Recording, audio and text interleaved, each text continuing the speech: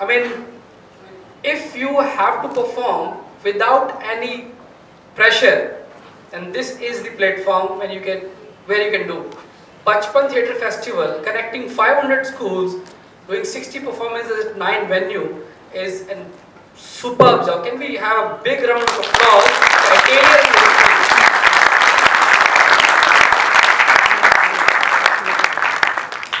Sir, thank you very much for choosing us as the host for Ghaziabad Zonal. And I assure you for the future as well, whenever we talk about theatre, you will find us together. Thank you so much.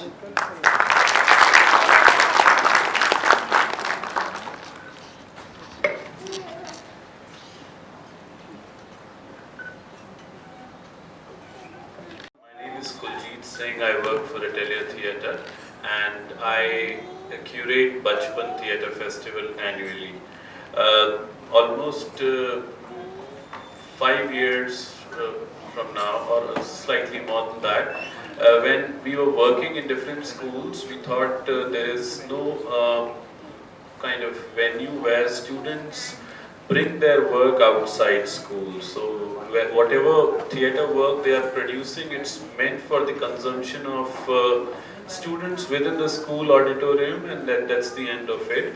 So we thought, why not create a platform which is non-competitive, where there is no pressure to come first, second or third, and second wherein we can invite them to platforms like this, and if they really prepare their plays well, to Kamani or Sri Ram Center or a professional space where they can explore it further. And hence Bachpan came into existence. This is the 5th episode of Bachpan Theatre Festival, as has already been told by my friends. The only special thing about this festival is, one, it's about theatre. Second, there is no competition. So आप में से सारे लोग सभी first होते हैं, कोई second और कोई third नहीं होता. So we try to celebrate theatre rather than putting theatre in a competitive mood where one team says I came first and the other was second and so on so forth. आने वाले सालों में हमारे कुछ plans हैं. We are planning कि पूरे बचपन फेस्टिवल को decentralize कर दें. Zone wise, we have some 6 or 7 zones in Delhi NCR region, where we pick up one zonal school. For example, Nehru World School has been an associate with Bachpan since the very beginning. पांचवा festival है, second festival जो हमारे साथ में है. So we are planning एक center of excellence, एक school of excellence बनाए हर zone में, where schools, the zonal collaborators of Atelier who are ready to conduct or organize the zonal rounds could be used and asked to facilitate the entire zonal round without much of intervention by Atelier team, in which we act as a facilitator, helping the school to conduct it, but the sole responsibility would be with the zonal host round. So these things are in the pipeline. Besides Bachpan, there are a couple of other training programs which Atelier Theatre offers. We are also planning to include those training programs vis-a-vis school children performing, celebrating and learning through theatre. We also run a teachers training program, and it's been almost 10 years now that Atelier is in existence. We have very strong modules where we feel that teaching could be made really interesting using theatre in the classroom. So it's not just performance, it's a kind of 360-degree approach we use while we organize and curate Bachpan. On behalf of my team, on behalf of Nehru World School, I welcome you all for this zonal round today. I welcome all the 5 teams. This is the 6th zonal round for the 5th episode of Bachpan Festival. And there would be 4 to 5 teams who would be picked up for the grand finale at Kamani on 14th October, another 4-5 days to go. I must share with you the process how we pick up. As I said earlier, it's a non-competitive festival. A lot of teachers ask me, आप उसके बाद grand finale भी तो करते हैं, तो competitive तो हुआ. तो competitive उस सेंस में नहीं है. हाँ, अगर देखें उस सेंस में तो competitive है भी, but competitive कैसे नहीं है? वो ये है कि हम क्या देखते हैं टीम्स में जो परफॉर्म कर रही होती हैं. हम ये देखते हैं कि कितनी तैयारी के साथ वो आए हैं, उनकी कितनी तैयारी तैयारी है और कितना वक्त उन्होंने लगाया है प्रोडक्शन को बनाने में, और चीज़ देखते हैं कि परफॉर्मेंस कितनी अच्छी हो रही है और एक कलेक्टिव टीम वर्क कितना अच्छा है। पास में हमने देखा कि कुछ टीम्स कुछ बहुत जल्दीबाजी में नाटक बने होते हैं तो वो परफॉर्मेंस उतनी अच्छी नहीं आ पाती, और कुछ लोग बहुत डिटेल काम कर रहे होते हैं, 2-2.5 महीने 3 महीने का काम है, म्यूजिक पे काम है, सीन पे काम है, कॉन्सेप्ट पे काम है, स्क्रिप्ट पे काम है, तो ये सारी चीज़ें उसमें जाती हैं। और उसमें भी कोई भी टीम ऐसा हमें नहीं लगता कि फर्स्ट, सेकंड या थर्ड की कैटेगरी में डिवाइड की जाती है। जोनल राउंड्स में अभी तक आज को मिलाकर हम लगभग 21 या 22 नाटक देखेंगे, और उसमें से 4 टीम्स, 4 स्लॉट्स हैं which would be called to Kamani. Kamani is a very, as you all must be knowing, Delhi का मेरे ख्याल से सबसे बड़ा, सबसे अच्छा ऑडिटोरियम, बहुत प्रेस्टीजियस ऑडिटोरियम है। तो वहाँ पर जाने से पहले हमारी क्या नाटक को लेकर तैयारी है या नहीं है, keeping that in mind we invite teams to Kamani. So that's the intent behind it. हम चाहते हैं ज़्यादा से ज़्यादा टीम्स को इन्वॉल्व कर सकें, ज़्यादा से ज़्यादा टीम्स को कमानी बुला सकें, पर हमारे पास अपनी रेस्ट्रिक्शंस होती हैं। पास्ट में हमने एक बार 2 दिन भी कमानी किया था, जब हमें लगा कि 8-9 टीम्स बहुत अच्छी आ रही हैं, तो हमने 2 दिन कमानी करा था। बट इस साल एक ही दिन है, और हमारे पास जो स्लॉट्स हैं वो 5 स्लॉट्स हैं, और कुछ 21 टीम्स को हमने शॉर्टलिस्ट किया था फॉर zonal rounds. आज छठा दिन है, 6 days here with us today, and we are at Ghaziabad. I am very thankful to the management of Nehru World School, especially my friend Sudhir, who has been taking a lot of pains to organize, you see, the zonal round for the last 4 years. And needless to say, my entire atelier team had been supporting me in order to organize it really well. And they all are actors, they all are practitioners, they all are learners who are into theatre. और वो सारे नाटकों को बहुत closely देखते हैं। इसके बाद हम स्टूडियो जाकर बहुत देर तक डिस्कशंस करते हैं, नाटक में क्या अच्छा लगा, क्या दिक्कतें लगी, और कैसे इम्प्रूव किया जा सकता है। इंटेंट ये नहीं है कि कुछ टीम्स को कहें ये ज़्यादा अच्छी हैं और दूसरी ख़राब है। इंटेंट ये है कि over a period of time school में थिएटर का जो चलन है वो और बढ़ सके। अगर आप लोगों को किसी भी किस्म की सहायता हमसे चाहिए, in terms of scripts, in terms of workshopping, in terms of training, we would be happy to help you. हमारी वेबसाइट है atelierexpressions.com, we are on Facebook, Facebook पे अटेलियर थिएटर सोसाइटी के नाम से, तो आप हमें ढूंढ सकते हैं। वहाँ पर हमारे टेलीफोन नंबर्स, ईमेल एड्रेसेस सब कुछ हैं। We would be happy to help, lend support in whatever way you can. And Bachpan is a non-competitive, non-commercial entity, and it will remain the same for the rest of its existence. वो तब तक चलेगा, तब तक non-competitive ही रहेगा।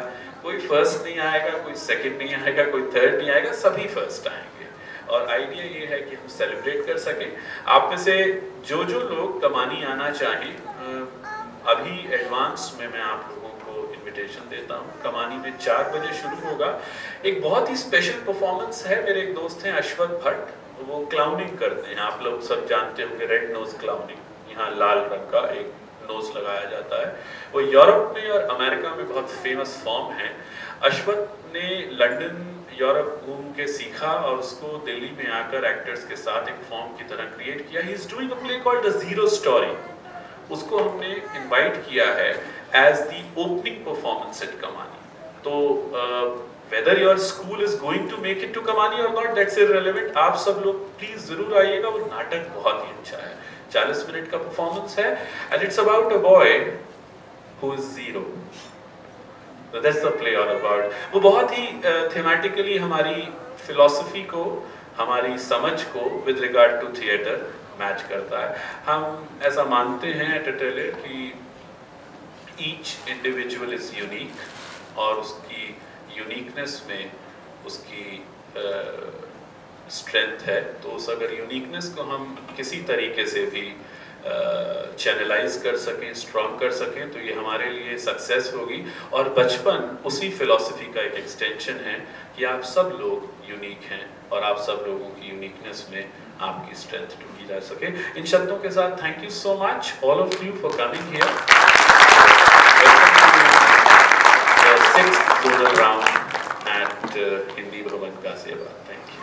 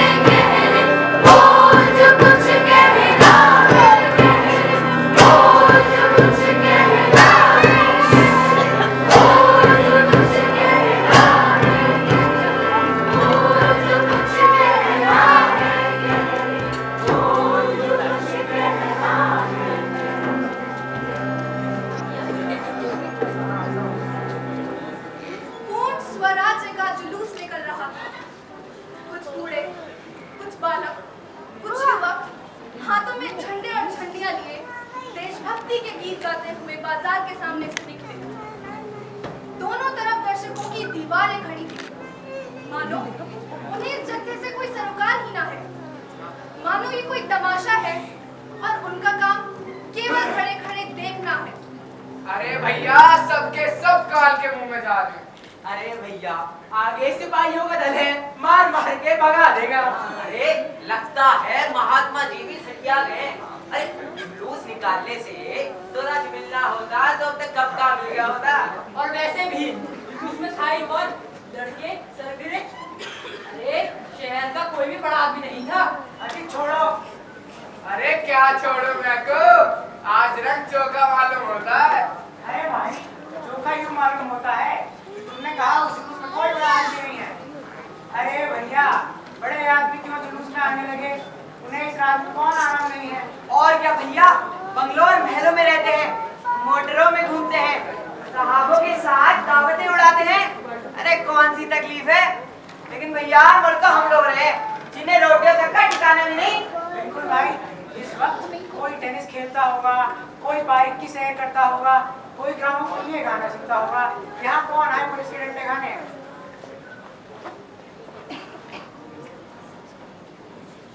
अरे तुम दोनों ये बात क्या समझोगे? जिस काम में 4 बड़े आदमियों को होते हैं, उसकी सरकार में भी धाक बैठ जाती है। अरे लड़कों लफंगों का गोल भला हाकिमों की निगाह में क्या जचेगा। अरे हाँ, इन बातों को समझने का ठेका तो तुम लोगों ने लिया है ना। अरे बड़े आदमी को तो हम ही लोग बनाते बिगाड़ते हैं या कोई और? इतने ही लोग जिन्हें कोई पूछता भी ना था, आज हमारी वजह से बड़े आदमी बन गए और मोटरों में घूम के हमें नीचा दिखाते हैं। अरे लेकिन खैर भैया, ये तो लोगों की तकदीर की खूबी है, जिसकी जरा सी बढ़ती हुई उसी नाम से आगे मेरी। अरे भैया, हमारा बड़ा आदमी तो वही है जो लंगोटी बांधे नंगे पाँव घूमता है। हमारी दशा सुधारने के लिए अपनी जान देने पर लिए फिरता है और हमें किसी बड़े आदमी की परवाह नहीं है। अरे सच पूछो तो भैया, इन बड़े आदमियों ने हमारी मिट्टी खराब कर रखी है। सरकार इन्हें कोई अच्छी जगह दे दे, बस उसी का दम भरने लगे। अरे नया दरोगा बड़ा जल्लाद है, चौरस्ते पर पहुंचते ही डंडा लेकर पिल पड़ेगा। अरे मजा आ जाएगा। अरे क्या मजा आ जाएगा? क्या मजा आ जाएगा? तुम्हें भी बता दी क्या मजा आ जाएगा? सौ बार कहा है मजा आ जाएगा, मजा आ जाएगा। बता दे वंदे वंदे वंदे। जुलूस स्वाधीनता के नशे में चूर चौरस्ते पर पहुंचा तो देखा आगे सिपाहियों का एक दस्ता रास्ता रखे खड़ा है। सहसा दरोगा बीरबल सिंह जुलूस के सामने आ गए। तुम लोगों को आगे जाने का हुक्म नहीं है। मैं आपको इत्मीनान दिलाती हूँ, किसी किस्म का दंगा फसाद ना होगा। हम यहाँ मोटरें तोड़ने या दुकानें लूटने नहीं आए हैं। हमारा मकसद इससे ऊंचा है। मुझे ये हुक्म मिला है कि ये जुलूस यहाँ से आगे न जाने पाए। आप जरा अपने अफसरों से एक बार पूछ लेते तो। मैं इसकी कोई जरूरत नहीं समझता। तो हम भी यहीं बैठे हैं, जब आप लौट जाएंगे तो हम भी चले जाएंगे। यहाँ खड़े होने का भी हुक्म नहीं है, तुम्हें वापस जाना पड़ेगा। वापस? वापस तो हम ना जाएंगे। आपको या किसी को भी हमें रोकने का कोई हक नहीं है। सामने से हट जाओ, अच्छा ना होगा। आप हमें अपने सिपाहियों और डंडों की जोर से रोकना चाहते हैं? रोक लीजिए, मगर आप हमें लौटा नहीं सकते। न जाने वो दिन कब आएगा जब हम हमारे भाईबंद ऐसी हुक्मों की तावील करने से साफ इनकार कर देंगे। हट जाओ, मैं अभी कहता हूँ। साथियों, मैं जानती हूँ हिंसा के भाव में प्रवाहित ना हो जाना हमारे लिए प्रतिक्षण कठिन होता जाएगा। लेकिन सैयदा जी, अगर हमें आघात अपमानी सहना है तो फिर क्यों ना इस दीवार को चीरकर आगे बढ़ जाए। हाँ हाँ, तोड़ दो इस दीवार को।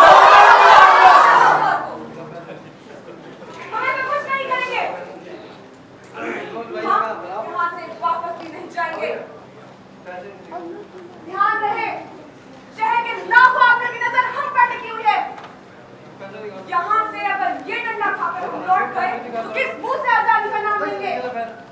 जनाब जनाब, डीएसपी साहब इसी तरफ आ रहे हैं। अरे डीएसपी साहब आ रहे हैं, उनके आने से पहले हट जाओ। बंदे यहाँ से नहीं जाएंगे। नहीं जाएंगे, नहीं जाएंगे। तो फिर मुझे शक्ति का प्रयोग करना पड़ेगा, बेकार में खून बहेगा। हो सकता है कुछ और भी नुकसान हो जाए। कुछ भी हो जाए, हम लोग नहीं हटेंगे। बीरबल सिंह जी हुजूर। ये क्या तमाशा लगा रखा है? इन सबको यहाँ से भगा दे के नहीं? जी भगाओ सबको। जी हुजूर। अरे मैं अब भी कहता हूँ, वक्त है, लौट जाओ।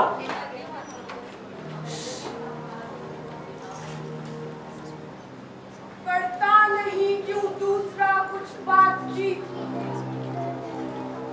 देखता हूँ मैं जिसे, वो चुप तेरी महफिल में है। ऐ शहीदे मुल्क मिल्लत, मैं तेरे ऊपर निसार, अब तेरी हिम्मत का चर्चा ये भी महफिल में है। सरफरोशी की तमन्ना अब हमारे दिल में है, देखना है जोर कितना बाजुए कातिल में है। सरफरोशी की तमन्ना अब हमारे दिल में है ये हथियार दुश्मन ताक में बैठा उधर, और हम तैयार हैं सीना लिए अपना इधर। खून से खेलेंगे होली कर वतन मुश्किल में है, सरफरोशी की तमन्ना अब हमारे दिल में है। हर दिल में हो जुनू करते नहीं तलवार से, सर जो उठाते हैं वो झुकते नहीं तलवार से, और भड़केगा शोला सा हमारे दिल में है। सरफरोशी की तमन्ना अब हमारे दिल में है। हम तो घर से निकले ही थे बांध के सर पे कफन, चाहते ही पर लिए तो बढ़ चले हैं ये कदम। जिंदगी तो अपनी महमा मौत की महफिल में है, सरफरोशी की तमन्ना अब हमारे दिल में है। यूं खड़ा पत्थर पे बातिल कह रहा है बार बार, क्या तमन्ना है शहादत भी किसी के दिल में है। दिल में तूफानों की डोली और नसों में इनकलाब, होश दुश्मन के उड़ा देंगे हमें रोको ना आज। दूर रह पाए जो हमसे कब कहाँ मंजिल में है, सरफरोशी की तमन्ना अब हमारे दिल में है। वक्त आने दे बता देंगे तुझे है आसमां, हम अभी से क्या बताएं क्या हमारे दिल में है। दिल में तूफानों की डोली और नसों में इनकलाब, होश दुश्मन के उड़ा देंगे हमें रोको ना आज। सरफरोशी की तमन्ना अब हमारे दिल में है, देखना है जोर कितना बाजुए कातिल में है। सरफरोशी की तमन्ना अब हमारे दिल में है। बंदे मातरम, बंदे मातरम, बंदे मातरम, बंदे मातरम। अरे देखो, अरे सैयद जी को चोट लग गई है। अरे अब क्या करें? यहाँ से लौट चले क्या? शहर के लाखों आदमियों की निगाहें हमारी तरफ लगी हैं। अगर यहाँ से डंडा खा के लौट गए तो किस मुंह से आजादी का नाम लेंगे? हमें अपने प्राणों की चिंता नहीं है। ये पेट के भक्तों या किराए के टट्टुओं का दल नहीं है। और सिद्धांती लोगों, मारो, तुम कितना मार सकते हो? हम चाहें एक हल्ले में तुम्हारे सिपाहियों की पंक्तियों को चीर सकते हैं। मगर हमारे पैरों में धर्म की, आदर्श की, सिद्धांत की बेड़े पड़ी हुई हैं। ये स्वाधीनता के सच्चे स्वयंसेवकों का, आजादी के दीवानों का दल है। हमें अपनी जिम्मेदारियों की खूब समझ है। कितनों ही के सिरों से खून जारी था, कितनों ही के हाथ जख्मी हो गए थे।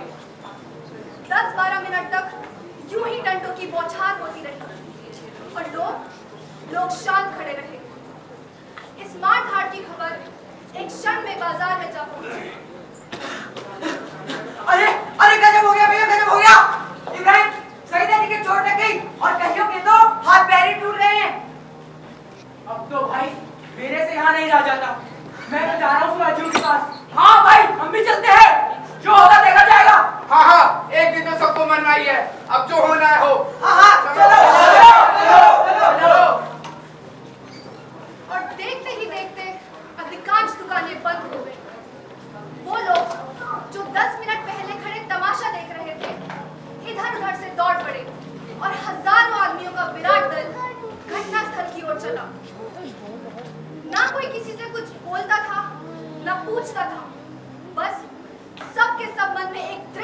लिए लग के चले जा रहे थे, मानो कोई घटा उमड़ चली आती हो।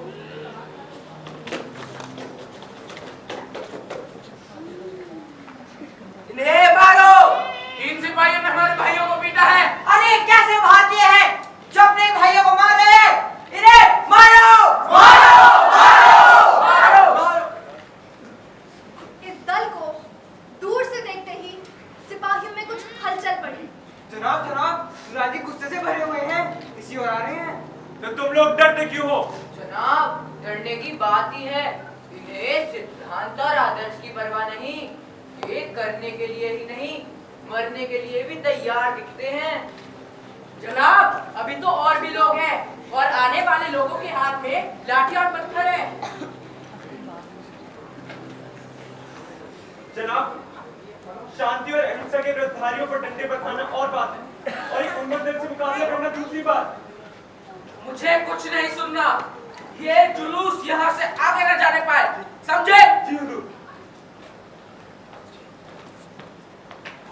सईदा जी अचेत जमीन पर पड़ी थी। इन आदमियों का शोरगुल सुनकर आप ही आप उनकी आंखें खुल गई।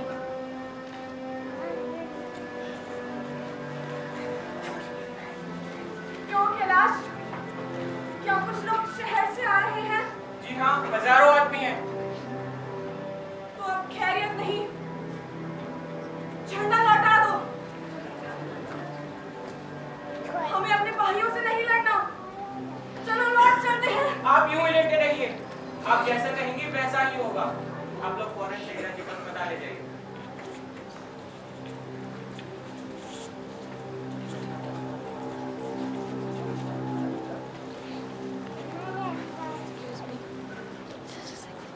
कैलाश भाई, हमें तो सईदा जी के इशारे की देर थी। लोग उनका हुक्म पाते ही पीछे तो लौट ही जाएंगे, लेकिन क्या हम परास्त हो गए? देखो राजकिशोर, अगर कुछ लोगों को हमें परास्त मानने में संतोष हो तो हो, लेकिन वास्तव में हमने युगान का कार्य विजय प्राप्त की है। हमारा संघर्ष अपने भाइयों से है। इनके हित परिस्थितियों के कारण हमारे हितों से भिन्न है। इनसे बैर नहीं करना है। हाँ भाई, और फिर हम ये भी तो नहीं चाहते कि शहर में लूट या दंगे का बाजार गर्म हो जाए। ना ही हम ये चाहते हैं कि हमारे इस धर्म युद्ध कांड टूटे हुए सिरों से हो या लूटी हुई दुकानों से हो। हमारी विजय का सबसे उज्जवल चिन्ह ये है कि हमने जनता की सहानुभूति को प्राप्त कर दिया है। वही लोग जो पहले हम पर हंसते थे, हमारा मजाक उड़ाते थे, हमारा धैर्य और साहस देखकर हमारे साइड में निकल पड़ते। मनोवृत्ति का ये परिवर्तन ही हमारी असली विजय है। हमें किसी से लड़ाई करने की जरूरत नहीं है।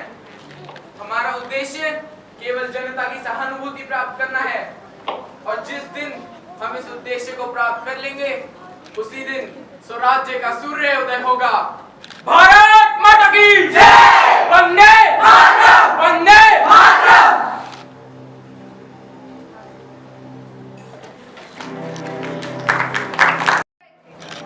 बीरबल सिंह अपने कमरे में बैठे अखबार पढ़ रहे थे और उनकी पत्नी मिठन बाई उनके सामने खड़ी थी।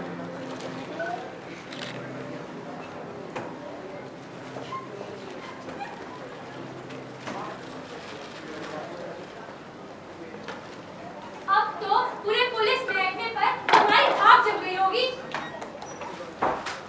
मैं क्या करता उस वक्त? पीछे डीएसपी खड़ा था। अगर क्रांतिकारियों को रास्ता दे देता तो अपनी जान मुसीबत में न फंसती।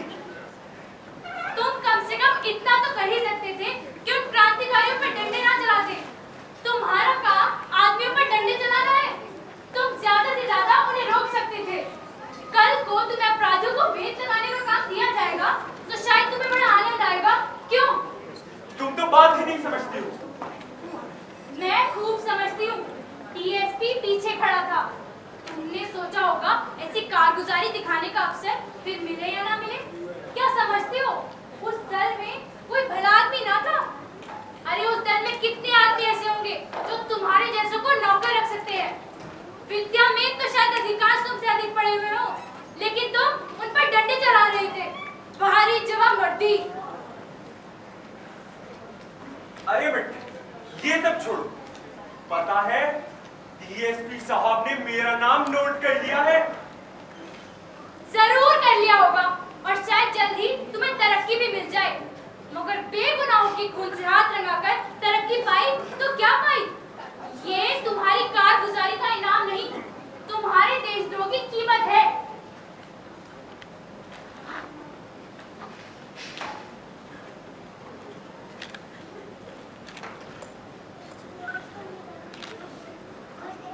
किसी खूनी को बचाते या किसी खूनी को पकड़ते, किसी बेगुनाह को बचाते, तब शायद मैं खुश होती, लेकिन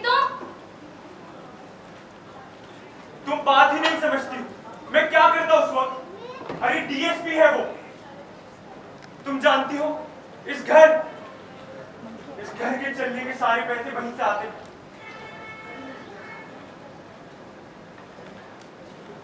उससे क्या होता है? तुम्हें तो अपना ध्यान रखना चाहिए था ना। तुम्हें उन पे डंडे चलाने की क्या जरूरत थी?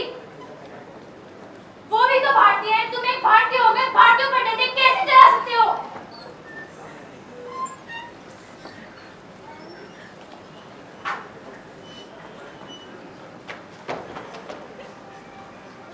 सलाम जनाब, आपके लिए लिफाफा लाया हूं।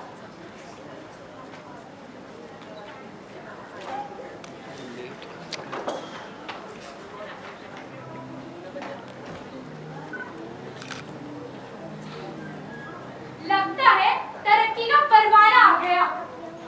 क्यों मेरी हंसी उड़ा रही हो? अरे आज फिर कोई जुलूस निकलने वाला है। मुझे उसके साथ रहने का हुक्म मिला है। वाह, फिर तो तुम्हारी चाली है। आज फिर वैसे ही शिकार मिलेंगे। खूब बढ़-बढ़ कर हाथ दिखाना। डीएसपी साहब भी जरूर आएंगे। अब की तुम इंस्पेक्टर हो जाओगे। अरे अब कहाँ चली? चिंता मत करो, तुम्हारी सरकारी नौकरी पर कोई आश नहीं आएगी। अरे मिठन, कभी कभी ये मिठन भी बेसिर पैर की बातें करने लगती है। अरे मान लो मैं जाकर चुपचाप खड़ा रहूं तो क्या नतीजा होगा? मैं नालायक समझा जाऊंगा और मेरी जगह कोई दूसरा आदमी खड़ा कर दिया जाएगा। कहीं शुबा हो गई कि मुझे उन स्वराजवादियों से सहानुभूति है तो कहीं का ना रहूंगा। अरे आदमी जिस दुनिया में रहता है वहीं का चलन देखकर काम करता है। मैं बुद्धिमान न सही पर जानता हूं कि ये लोग देश और जाति के उद्धार के लिए निकले। ये भी जानता हूं कि सरकार इस ख्याल को कुचल डालना चाहती है। ऐसा कदा नहीं कि गुलामी की जिंदगी पर गर्व करूं, लेकिन अपनी परिस्थितियों से मजबूर हूं। लगता है जुलूस निकलना शुरू भी हो गया और ये मिठन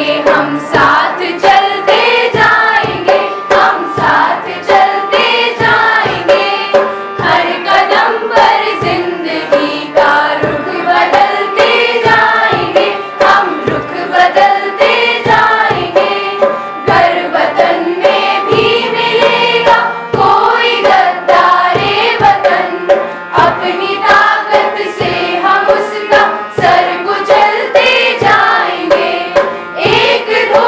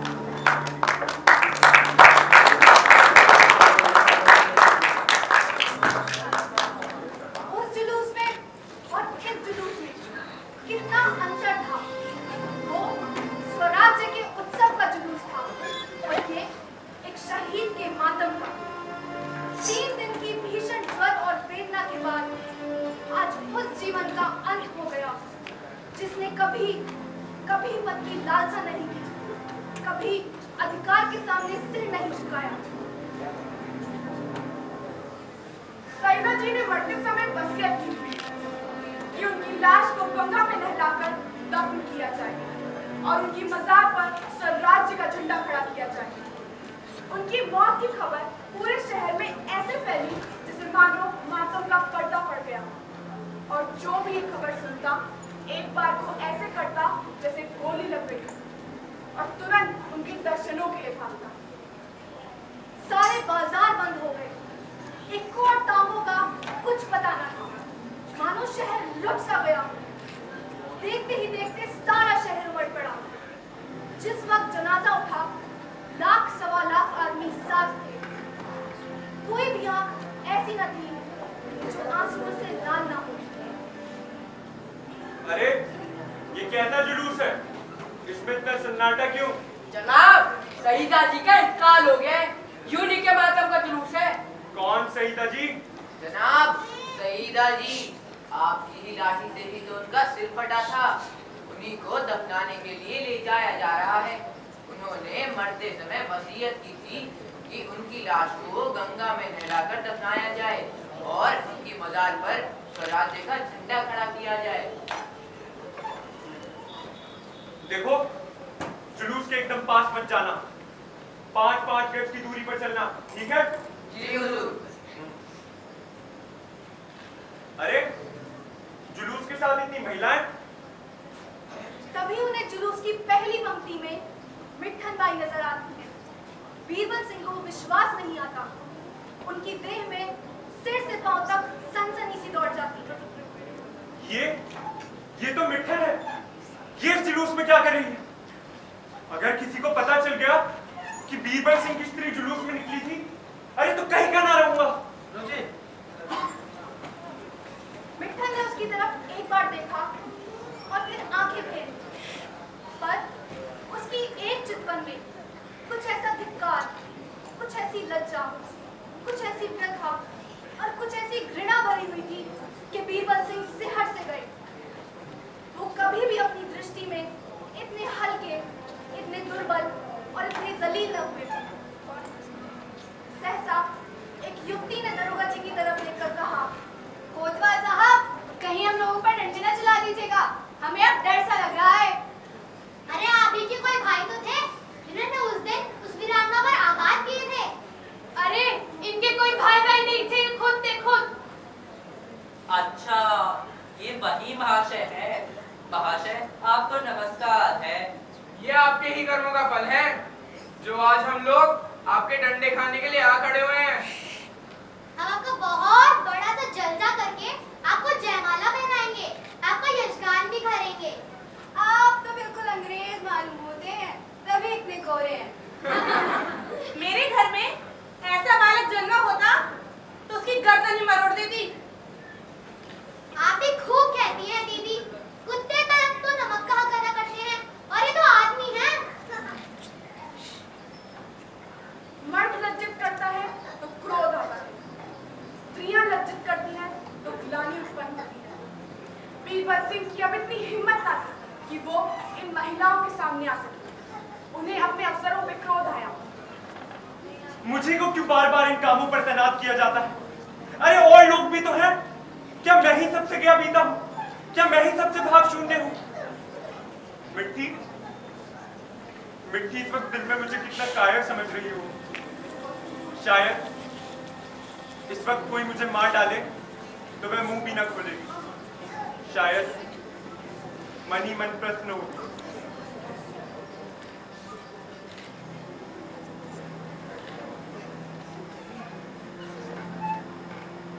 बीरबल सिंह पीछे खड़े थे। लाठी की चोट उन्हें भी नजर आई। उनकी आत्मा ने उन्हें जोर से धिक्कारा। वो शव की ओर और न ताक सके, मुंह फेर लिया। जिस मनुष्य के दर्शनों के लिए, जिसके चरण स्पर्श के लिए लाखों आदमी विकल हो रहे हैं, उनका मैंने इतना अपमान किया। उस प्रहार में कर्तव्य का लेश मात्र भी ना था, केवल स्वार्थ था। अफसरों को खुश करने की लिप्सा थी। हजारों आंखें क्रोध में भरी मेरी ओर देख रही हैं, पर मैं सामने ताकने का साहस नहीं कर सकता। हुजूर का हाथ गहरा बड़ा था, अभी तो सिर्फ खोपड़ी खुली है, सबकी आंखें खुल गई। चुप रहो, मैं से अपनी जवामर्दी नहीं, अपना कमीनापन समझता हूँ। अरे बहुत परेशान कर रखा था जनाब। जानते हो किसके बारे में बोल रहे हो? अरे वो देश के लिए अपनी जान हथेली पर लिए फिरती थी। अरे इसे मैं अपनी खुदगर्जी समझता हूँ, हमें ऐसा करना पड़ रहा है। अरे हमारी बदनसीबी है कि जिनका साथ देना चाहिए उनका विरोध कर रहे हैं। ये खुश होने की बात नहीं, दुख की बात है। अब चल रहे यहाँ से, क्या देख रहे हो?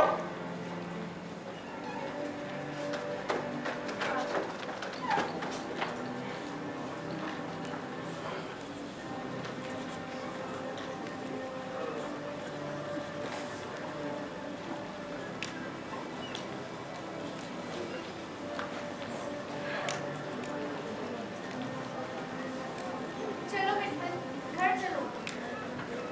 नहीं बहन, घर जाने की इच्छा नहीं है। वो जीर्ण, आहत, रक्त रंजित शव मानो मेरे अंतःस्थल में बैठा मुझे धिक्कार रहा है। पति से मेरा मन इतना विरक्त हो गया है कि अब उन्हें धिक्कारने की भी इच्छा नहीं है। ऐसे मनुष्य पर भय के सिवा किसी और चीज का असर हो सकता है, इसका मुझे विश्वास ही नहीं। तुम चलो, मैं कुछ देर यहीं बैठूंगी। ठीक है, पर अपना ख्याल रखो।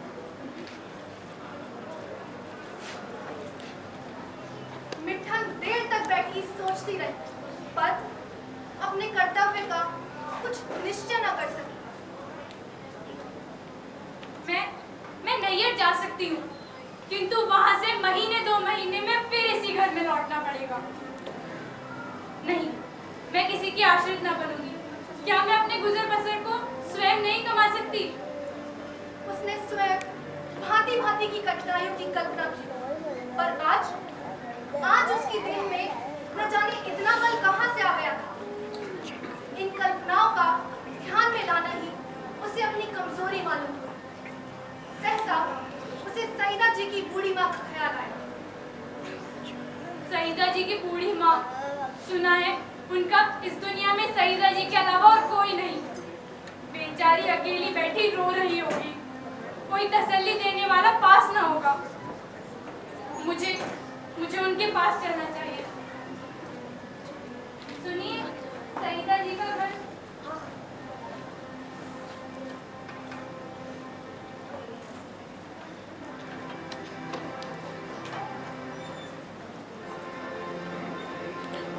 पर मैं सईदा जी की माँ से कैसे मिलूंगी? उनसे क्या कहूंगी? आखिर किन शब्दों में मैं उन्हें समझाऊंगी? यही सब सोचते हुए मैं सईदा जी के घर जा पहुंची।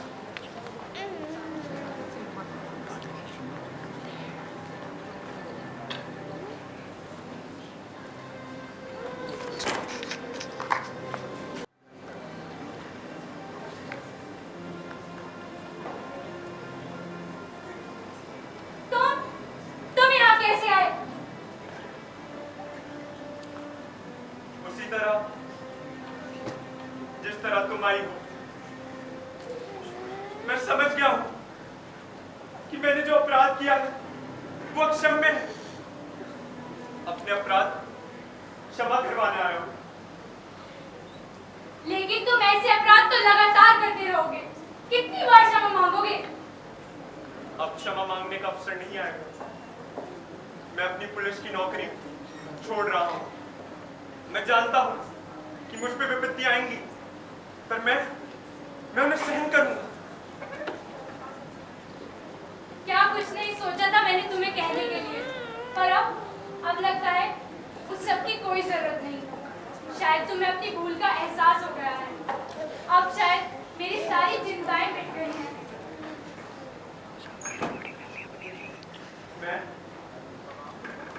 दोषी हूँ और जन्म भर रहूंगा। हो सके तो मुझे क्षमा कर दीजिए, क्षमा कर दीजिए, मुझे क्षमा कर दीजिए, क्षमा कर दीजिए।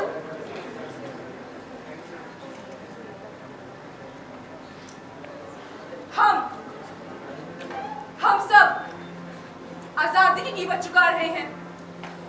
मैं जानती हूँ कि वो सईदा का धर्म था और ये आपका कर्म। सब्र ये है कि आप बोलना सीख रहे हैं, आवाज उठाना सीख रहे हैं। हम सब बोलना सीख रहे हैं।